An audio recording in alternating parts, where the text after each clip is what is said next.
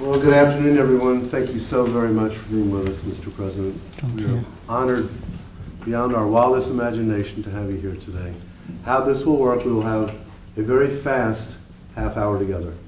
I have more than enough questions to cover the half hour, but I'm going to be respectful of the audience. So only half of my questions will be used, and half of your questions will be part of today's activity. So we're going to move very rapidly because there are so many fascinating topics. Frankly, I wish we had 2 hours where we could really dig in deeper to some of the topics that are really top of mind for all of us, especially with regard to the transformation of your wonderful country. I would like to start with the topic of healthcare on many different fronts. I know what a pro-healthcare advocate you are in your country, the progress that's been made in modern time in your country. With the Ebola hanging over everyone's head, and the fact that disease is a rampant issue, obviously, for the entire continent. Could you give us your point of view on where you feel healthcare is headed, especially as it relates to even this week with regard to attacking this Ebola virus issue, and where you think things should be headed? Mm-hmm. Well, thank you. Things are headed in the right direction. Decent progress has been made. And to put all this in a context, Rwanda, and that representing many situations in Africa, is a place where, you know, if you look at the level of development in Africa, or in Rwanda in particular, one of the serious problems we have to address is that of health.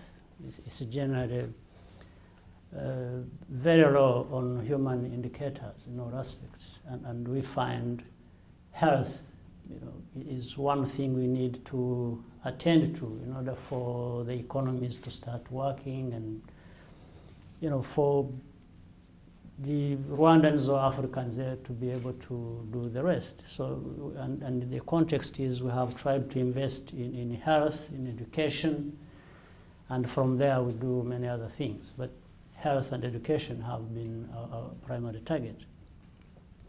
And if we look at the progress made in the structures we have put in place, the institutions we have built, how we have approach to dealing with our problems of health, where we made sure that, for example, child and maternal health over the years, particularly in Rwanda, has improved from what it was 20 years ago by over 5 times. Health insurance that covers now in my country 85% of the population. So different, the fight against malaria, bringing down malaria incidents that used to occur and took many lives, and that has been brought down very significantly and improved the situation. Investments in health institutions. And this we have done by investing substantial amounts of resources from our national budget, as well as getting support from development partners. In fact, the United States is one significant contributor to that through PEPFAR that has been in operation for many years. Rwanda is a beneficiary of that, and we have put that to good use. So that is for Rwanda. In fact, by all indicators in the area of health, Rwanda comes out among the best in sub-Saharan Africa. But of course, this doesn't stop there. It is malaria, it is HIV/AIDS, it's as I said earlier, child maternal health, where we have seen children dying either before they are born or immediately after they are born, and their mothers dying. And efforts have been put in place that have reduced these occurrences very significantly. So in the wider context, Africa is in a similar situation, and different success stories in different parts of Africa, others still struggling. And now the recent situation of Ebola, which has and is continuing more or less to really devastate the economy in the West African part of the continent. And it seems to be continuing. Now it's going beyond a single country or two in West Africa. It's threatening not only West Africa, the whole continent, and eventually the whole world. It becomes a global problem. So that is something we can tackle together. It needs a concerted effort, a global effort, and that's one of the things we shall be discussing at the UN General Assembly, which is starting in a few days. Great. To put it in context on this next topic, roughly 15 years ago, you came up with the bright idea of a strategic plan, your Vision 2020. You're now 15 years into it. I know that a few years ago it was evaluated and many good things have come out of it. You've got 5 more years until you have to turn it into 2025 vision, I guess. But could you give us an assessment of what has worked extremely well and areas that will also need improvement moving forward with regard to that plan? Right. That plan, the Vision 2020, is premised on investment in our people. It's investing in our people as our primary asset really for development and the rest. And therefore that's how we focused on education, on health, on infrastructure, on good governance, and making sure that we are able to make investments, monitor the outcomes, and always be able to measure how far and how fast we are moving in the direction we want. And to give you a measure of what it is, when we started, the GDP per capita in my country was around $200. Now it's about 700. This has been increasing as well as the population has also been increasing. Now the country is about 12 million people. So the vision we had to have the vision in place because we were very conscious of where we are coming from, and we had to change things, not only the physical things but also the mindset. We really had to involve Rwandans in all this, to participate, to get involved, and then the very activities that would make the changes we wanted, and also be able to measure that. And we have seen tremendous improvement, not only within the country, because most of the things have been done within the country, but integration, working as a region, has also been very helpful. Rwanda is a small country in the heart of Africa, landlocked. So we really had to be innovative. How does Rwanda develop? How does it grow? How do we survive in this situation of serious adversity? One way was through integration. While we do the right things at home, we also want to see and operate within a much bigger market of the East African community, which is of about 135 million people. And Rwanda is 12 million. So that's 5 countries. And if we work together, connect these countries with infrastructure and operate together, so this has contributed a lot to the progress we have made as a country, but also as a region, and we benefit each other. Let me change to your economy. I find it very interesting on so many different fronts. I know that you're an innovative, creative thinker, and you want to take your country to an innovative, creative place. On the other side of it, you don't want aid, you want economic development. Can you speak to the contrast between we want to be self-sufficient and the modern day world, especially with regard to technology? I know that you embrace technology, and I know you have a large Twitter following. Could you speak to technology, innovation, creativity, and the transfer to being self-sufficient? Mm-hmm. That's a big one. It's a big one, but again, it's an issue of explaining the context. It's not that we don't want aid, or we may not want it, but we need it. So that's a better way. So the best way to go about it is to say, while I don't want it, but I need it, when I get it, I should be able to use it well. You sound like my wife. Meaningfully. So that as I get it and as we use it, and as time passes, we need less of it. And finally, we win ourselves off aid. I think this is the way it is, really. Now, how do we do that? How have we been trying to do that? It's by making sure that we invest whatever means we have, resources we have, either from within our own country and together with what we get from the donors, that is in the form of aid, to make sure that we build these capacities that are required to make an economy self-sustaining. And that is really through development of skills, creating a good environment for businesses, for, so that as we educate people, as we give them knowledge and skills, they are able to do the things that are required.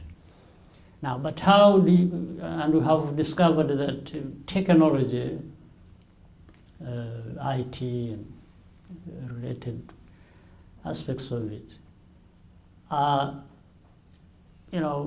multipliers in this. The technology, IT, allow people to innovate, to be creative, and do many other things that wouldn't have happened if technology was not available. So technology was put in that context of the broader development of skills and knowledge, and making sure that indeed we are building these other capacities as I was talking about, and around that, creating an environment where entrepreneurs can operate and thrive, and make sure that there is a wide reach of this to the wider communities. So this is what has been happening, and we've seen it work, we've benefited from it, and we are continuing. We are not yet where we want to be, but we are seeing that the path is very clear, the benefits are very clear, the progress being made is clear, and we look back and say we were right to take the path we have taken. So economic development, I know, is a major conversation for you. Coffee, tea, gorillas, part of tourism and economic development.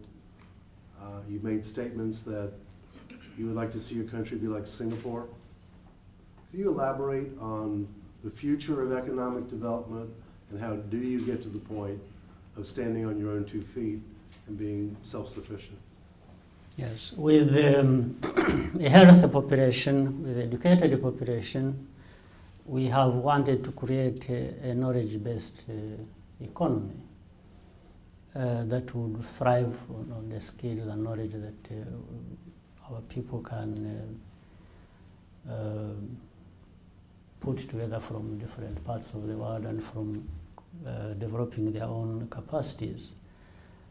But there are other things that have existed over the years that we have not been able to raise to the highest level of productivity that would benefit us. For example, if you look at agriculture, of course, it has a lot of limitations in our own situation in Rwanda.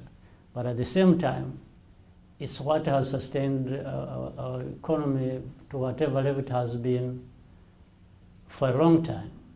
But there is still room for potential. As you said, it's coffee, it's tea. And so we have been able to make sure that we add value to this. We produce good coffee, tea, and we process it and add value and sell it at higher price to the global markets. And we have seen that go up every year for the last 20 years, which has benefited largely the population. So we can't just abandon this and go for something else. We have seen mining in our country, and again, the way we have managed it, making sure that the investors who come in, also are involved in adding value to what they do, and raise the benefits for people that are employed in this sector, and so on and so forth. But then we have also created this good environment in the country that has attracted investors. And in fact, to give you a feel of it, Rwanda is now number 2 place in Africa on the ease of doing business indicators by the World Bank. Then we have seen it's the 3rd most competitive economy in Africa. Much as Rwanda is really a very small economy, at least we have been able to do the very things required, as I said, to make sure that we are there and we are able to create a good environment for people to come and invest, and we see developments taking place. My last question before I turn it over to you. Every country has issues, problems, things to fix. I know that electricity in your country is certainly something moving forward and a critical part of tomorrow. What keeps you up at night? What's on your next agenda? Assuming you sleep. That's what I was going to say. That, it's everything. Everything keeps me awake at night. But share your problems with us. But you're among friends. Well, that would be the easiest part of dealing with my problems. But it's making sure that my country stabilizes, people have security, they have development, they have... Which has improved dramatically. I want to stop there. I mean, the security in your country has gone through a remarkable change. Absolutely. It is very significant. The country is stable, people can move freely, whether Rwandans or outsiders, and I don't think you would find better security anywhere else than in our own country. And this is the starting point, for people now to be able to do the rest. But of course, we have to keep doing many other things to make sure that this secure environment and the political stability that has been established is not wasted. People build on that foundation, solid foundation for development, and then how does it reach everybody is something that is always on our mind and keeps us awake at night. Correct me on the numbers, but I believe you've gone from 6 universities to 29 in the last 5 years? Mm-hmm. But what we have also done, we have done a number of things. In fact, the first university in Rwanda was established in 1963, I think, 63, 64. And over 40 years, they produced not more than 1,600 graduates.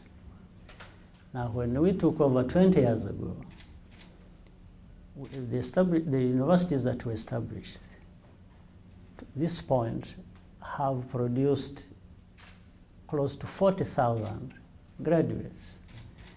So you can see in the first 40, 1,600, and so on. Now, what we have also done for better management of this, we had different universities developing, and we had to insist on the quality of these universities as well. So it was kind of also slowing the speed, which was, I think, the right thing to do. But now what we have done, we have actually created an umbrella under which colleges have been established from these universities under one Rwanda university, which has a body of about 70,000 students. But we have brought in international, universities or professors to come and manage these colleges and under this one university. So which is working. It is going to help us to rationalize on the resources and also on improving the quality of the universities we are having. And it goes on for a long time. Even in our own situation where we have realized good progress, have laid the foundation, and it is work in progress. But the most important thing is,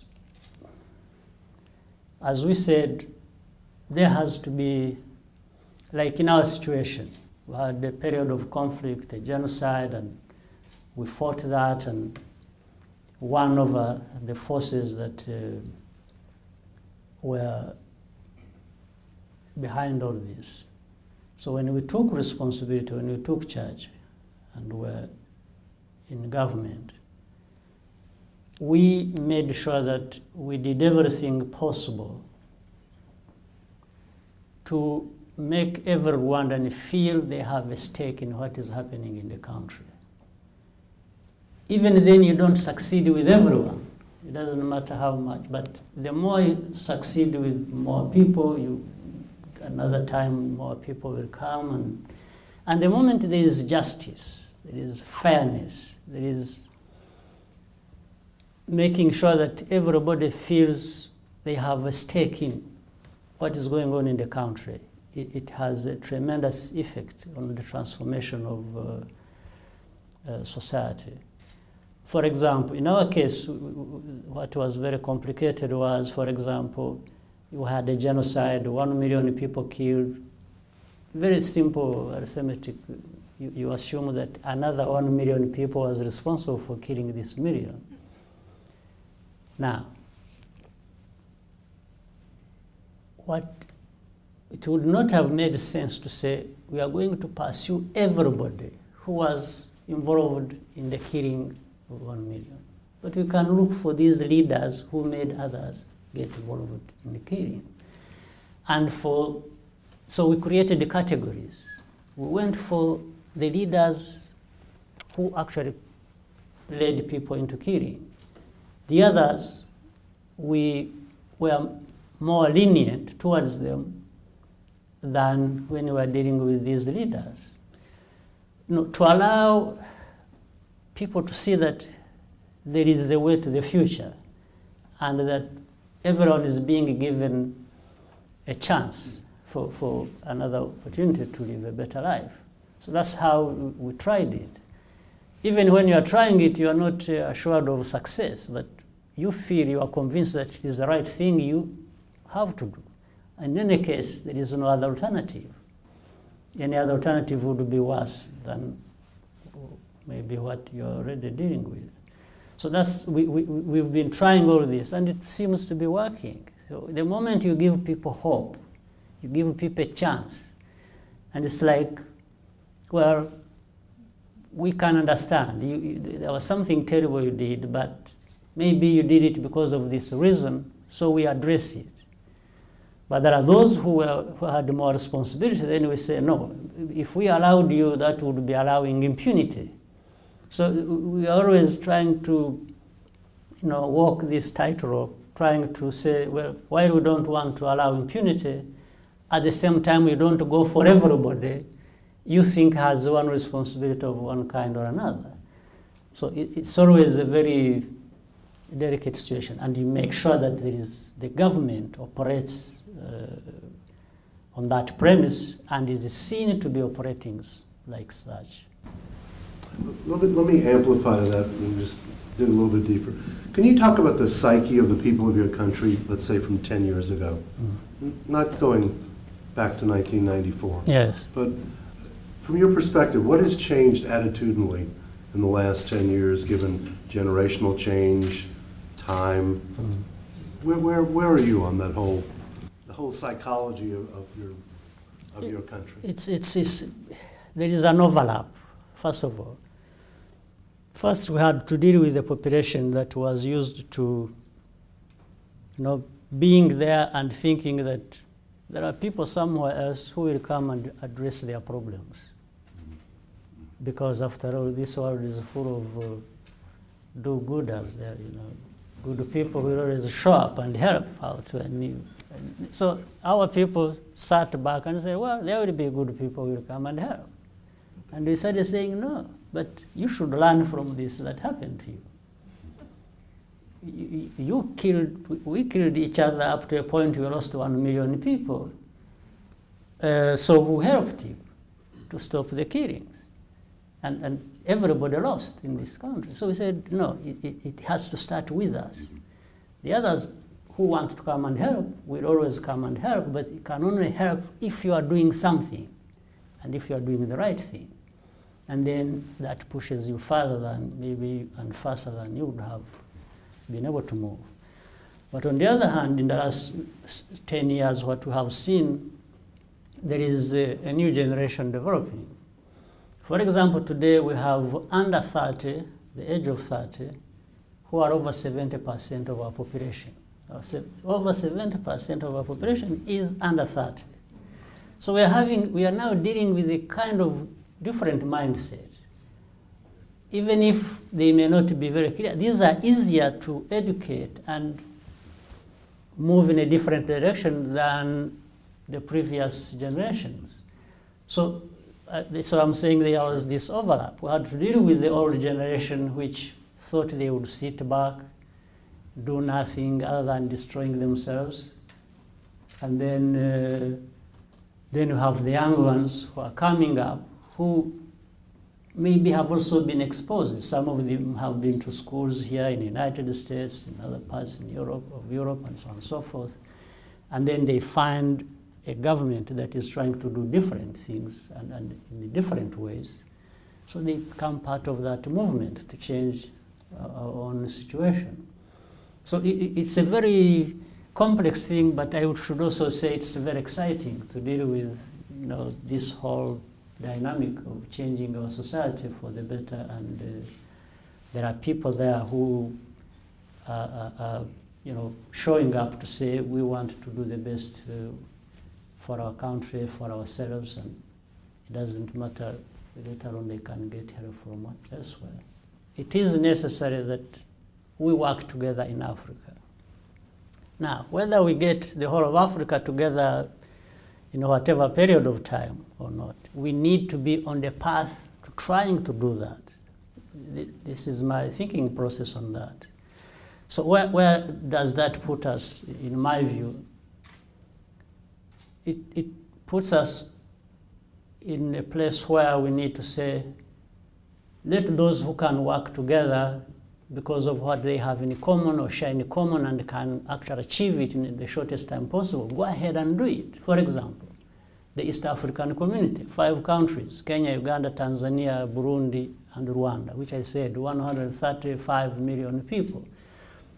This is a region that have a lot in common.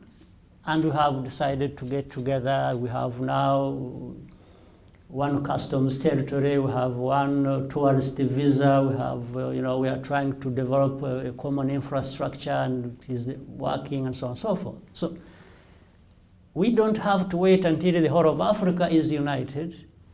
We can be united in these bits and pieces as we can.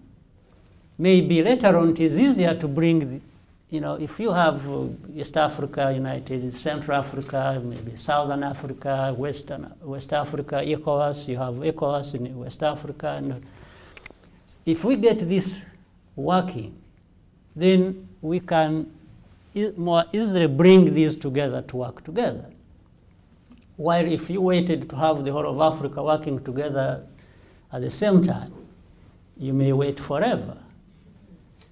So this is the way we've been approaching it, and I think this is going to work. But the main point you were making was Africa working together is very important. Whether you can see it in terms of trade, everybody in Africa thinks of trading with the United States, which is very useful, which is important, or trading with Europe and Japan and China and so on and so forth.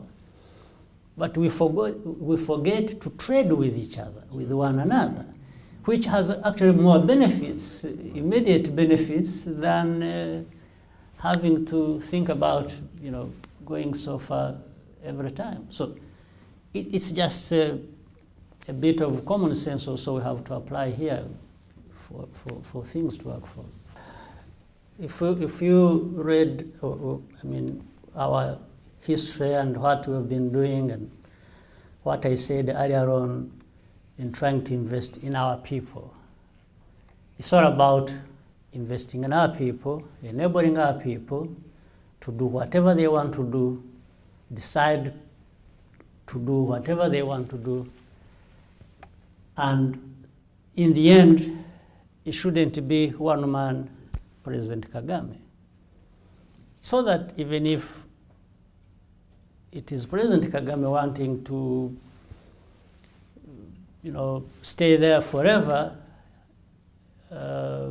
when the people are thinking differently, these people should have the means and the possibility to actually get rid of Kagame. This is what I've been saying, the manner in which you have been investing.